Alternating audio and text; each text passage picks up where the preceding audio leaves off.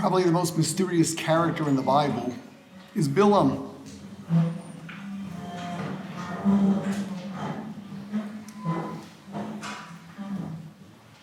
He's a Navi, he's a prophet. Not just a prophet.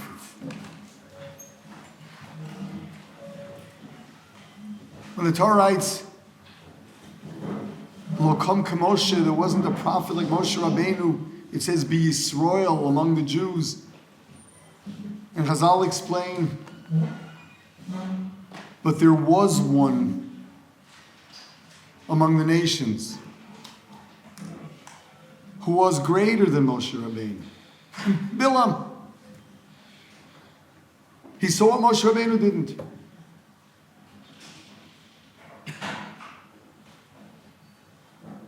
It was a gift. Hashem gave him the ability to know the secrets that Moshe Rabbeinu didn't.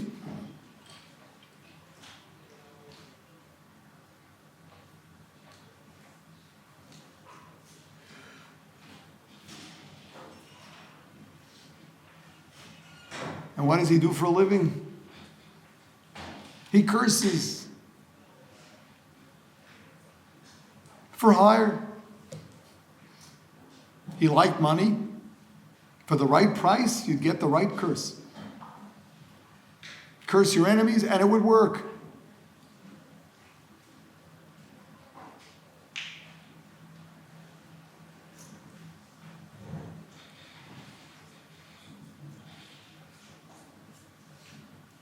He wanted money, wanted honor.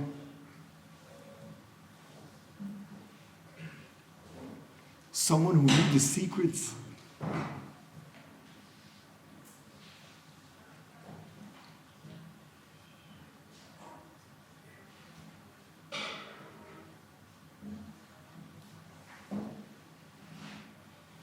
It is attempted curse of the Jews that Hashem turned around to a blessing. He refers to himself as the Yodea Das Elyon. He is the one that knows. He knows what Hashem is thinking. So the Gemara asks, he had this encounter with his donkey, where there was the angel standing there with an outstretched sword that the donkey saw and he didn't. And of course the donkey wouldn't go further. Stopped and scratched his leg against the wall and then finally sat down. Bilam hits him. And then miraculously the donkey starts talking and tells him, I'm your loyal donkey. Would I do a thing like that? What'd you hit me for?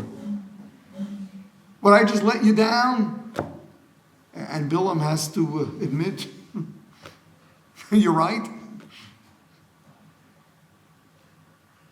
The donkey says, you should have understood there was an angel with an outstretched sword there. You should have understood that if I stopped, there must be a good reason.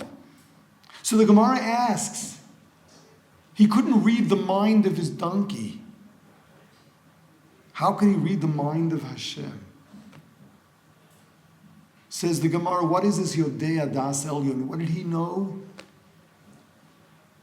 There's this fraction of a second every day, whatever this is supposed to mean, that Hashem angers. Bilam knew exactly when that would be, and he would take advantage of it. That's where he'd fit in a curse.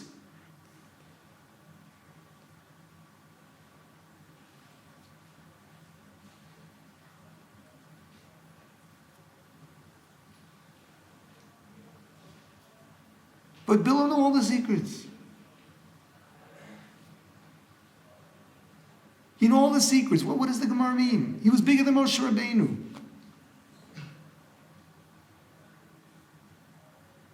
So he didn't understand his donkey. No. They're telling us something about Bilam. You could know You could understand. But who are you? What are you made of? What makes you tick? What are your midos like? The Mishnah lets us know what the midos of Bilam are. One of them is ayin ra.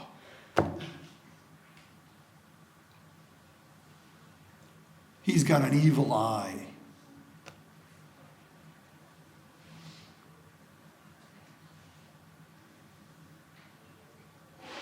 He looks for shortcomings. He looks for trouble. He sees faults. He doesn't see good. That's what he's made of.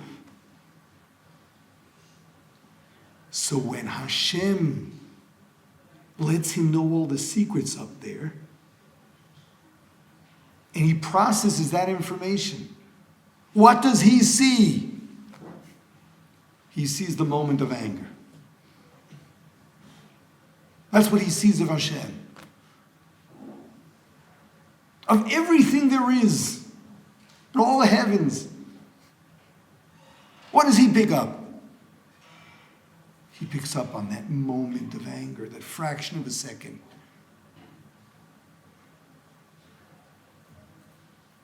You got an evil eye? You can be shown the greatest and the greatest and the greatest, and all you'll see is the moment of anger. Balak is taking him around to see the Jews who will curse them. Well, try from this angle, from this angle. First see all of them. No, that didn't work. No, maybe if you'll only see some of them. See the weakest of them, maybe.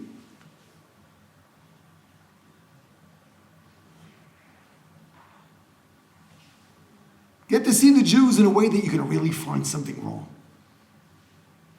Out of Hashem's love for us, he couldn't.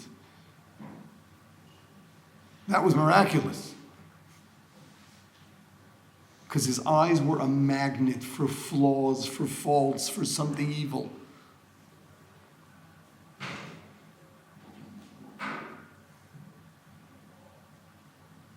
What's the message for us?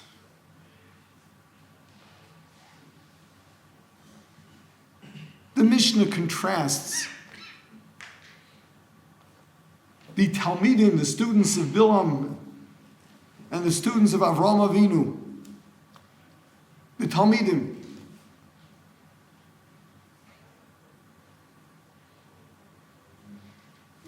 What's the Mishnah doing? Like there were these two academies and you got to choose between the two. The Mishnah is pointing out a Talmud, a student, someone who wants to advance his learning, someone wants to know.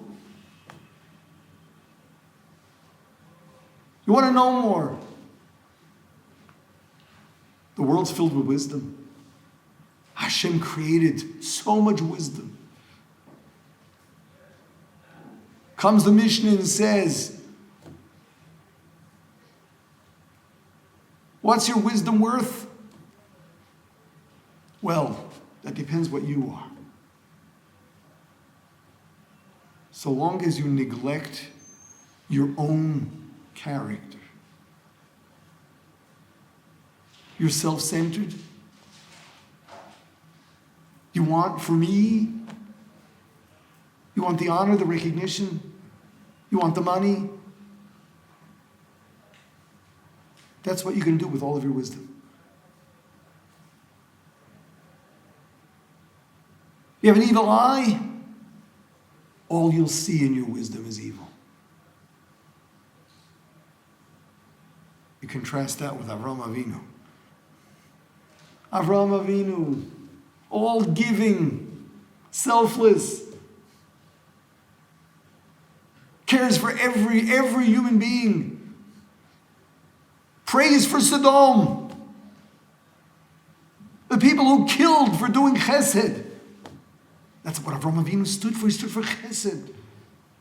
The people that killed, they executed those who did chesed. He prayed for them too.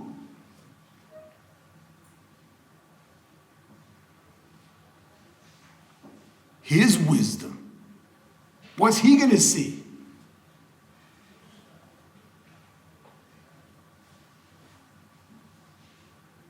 His view of Hashem, his view of all of wisdom.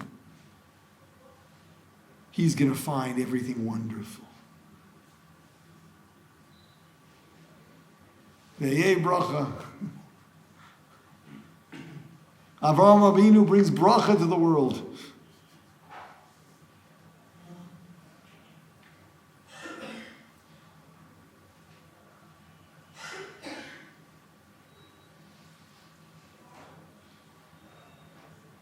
What do you think? Wisdom is just facts, huh?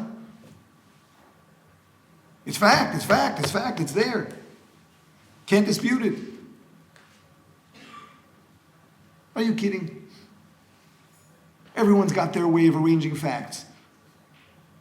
And where it comes from is not their scholastic abilities.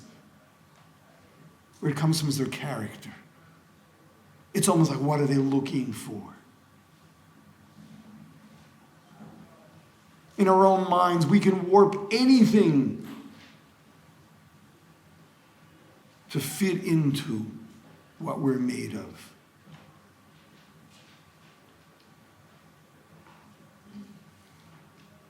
What's a yeshiva? A yeshiva is a place where you systematically extinguish your ignorance. You learn and learn and learn and learn. There's so much to learn. There's so much to know.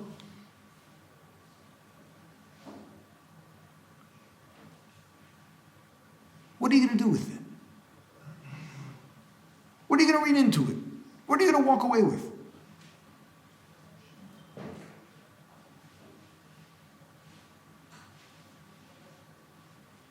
If your learning doesn't include understanding whom you are and going through the process of transforming you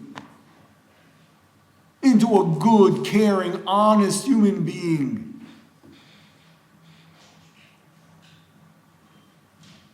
who knows what your wisdom is going to do for you? You're going to be dangerous.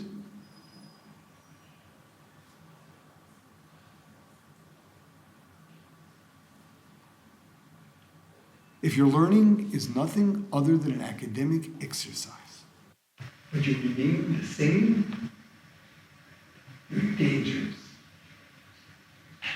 We are naturally selfish. We are naturally into what's in it for me.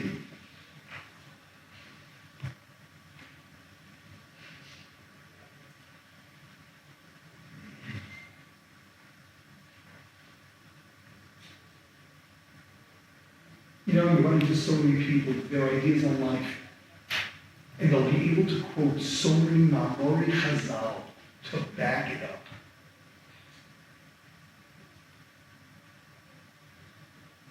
If that's what you're looking for, you'll find it. If you remain the same, then that's what Torah is telling you. If a Navi Bilam looks at Hashem and all he can see in it is that fraction of a second of anger, what do you expect?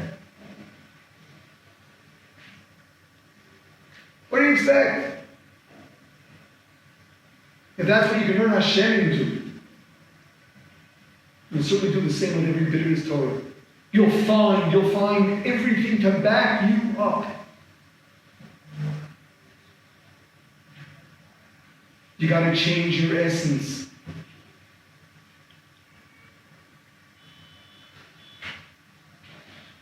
Wisdom must include the wisdom of how to live. The wisdom of how to think and how to feel.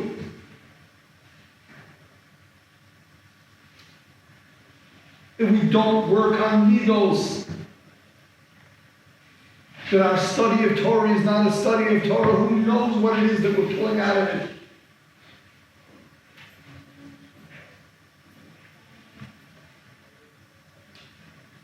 Developing one's character is an essential element of what a yeshiva is supposed to give.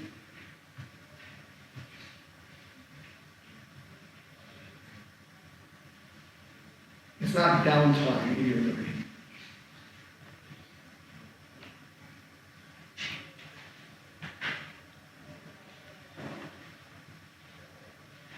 You don't take that seriously,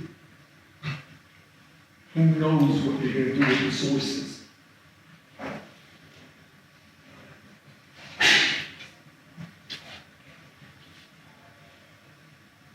So make sure you're chosen to be a Talmud of Avraham Avinu and not a Talmud of Bilam.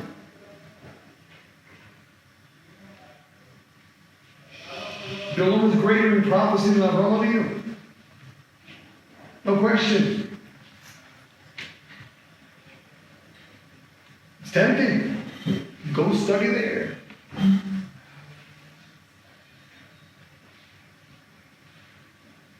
The Mishnah lets us know where you're headed.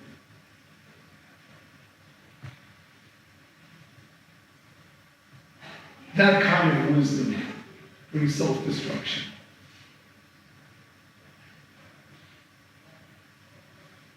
We're the Talmud of Avraham Avinu. We understand that learning is not merely an academic exercise.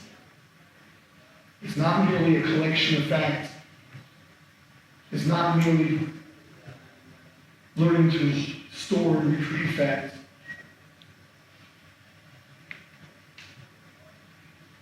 You've got to work. You've got to work on transforming yourself into being a Talmud of Avraham Avinu.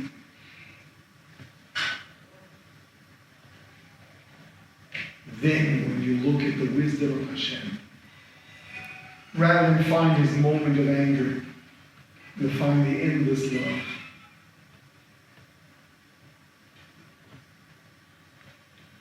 The same goes for the teaching of Torah.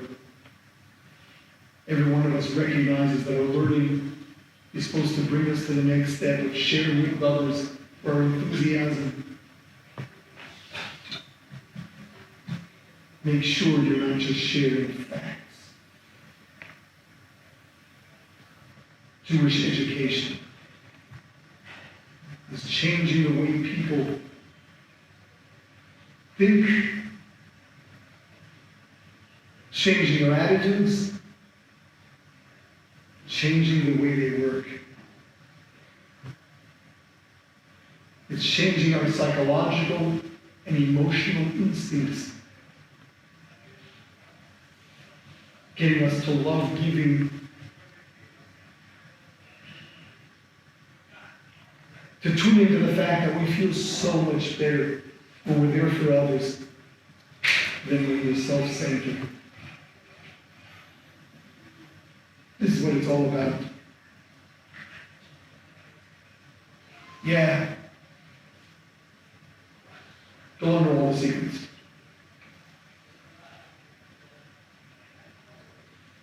That's not what we understand. We're the Talmud of Avraham. We're here to change ourselves. We're here to really grow. And know. Then your learning is seeing the real picture.